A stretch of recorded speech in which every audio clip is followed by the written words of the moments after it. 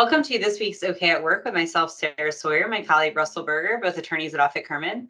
And today we are talking about text message evidence and litigation, just generally involving a current event involving Vince McMahon, who is a very well-known CEO in the wrestling world. And some news has recently broken around some text message chains and a woman making allegations against him during his time in that role.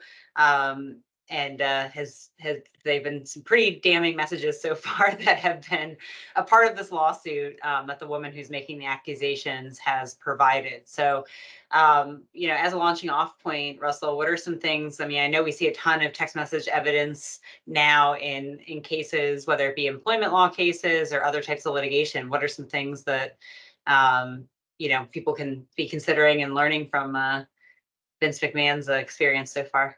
Yeah, well, the messages that are attached to the complaint in that lawsuit are incredible. I mean, they're horrifying and explicit, and they really tell a story of what it must have been like to work in that organization. And troubling is putting it mildly.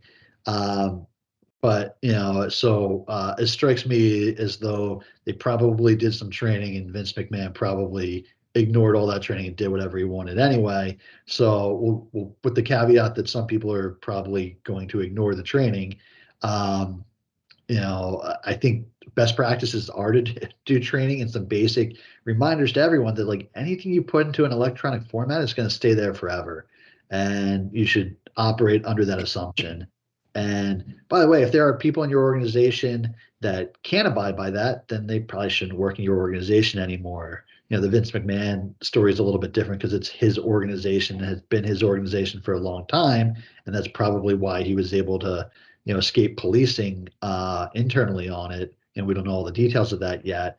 But I mean, really from an employer standpoint, when we do harassment training, we always say this can happen anywhere, and it can be in any forum, and it can be any environment where harassment can occur. So you have to be conscious of it and manage it out anywhere you see it, and certainly that includes in an electronic format.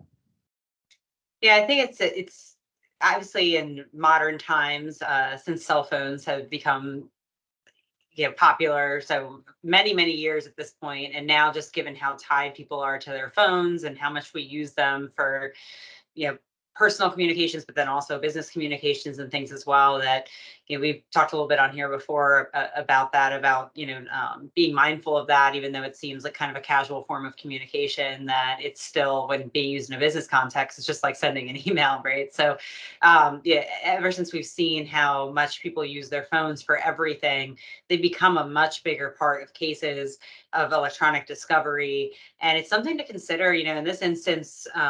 For example, the woman who's bringing these claims and things, her text message changed. She's got some things that she's included as part of her complaint, but now a bunch of other communications, I'm sure, will become a part of that lawsuit. And that's something that we see a lot in these matters. So it's also something to think about on the other side as well. So we're talking about from a protection standpoint around what to consider if you're an employer, and with employees and how they're communicating with each other and those types of things. But also, it's interesting whenever you do go to bring a lawsuit, whether it be in an employment context, in a business context, whatever it might be. We see this in business fights between two people who own a business together. They start slinging mud at each other, right?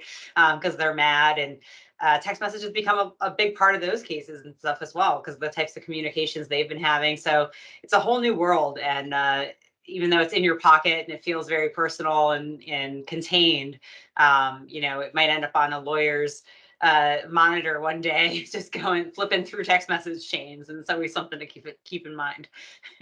Yeah. Well, that's for sure. I mean, the e-discovery is a huge part of pretty much all litigation at this point.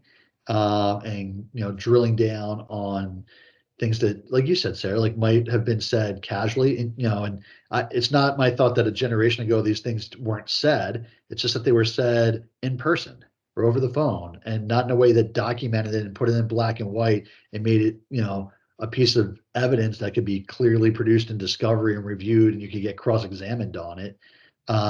So, I do think it's really important for people to think about, well, whatever I put in writing is going to stay in writing. And even though I'm not thinking about it now, it could come back and be a problem for me.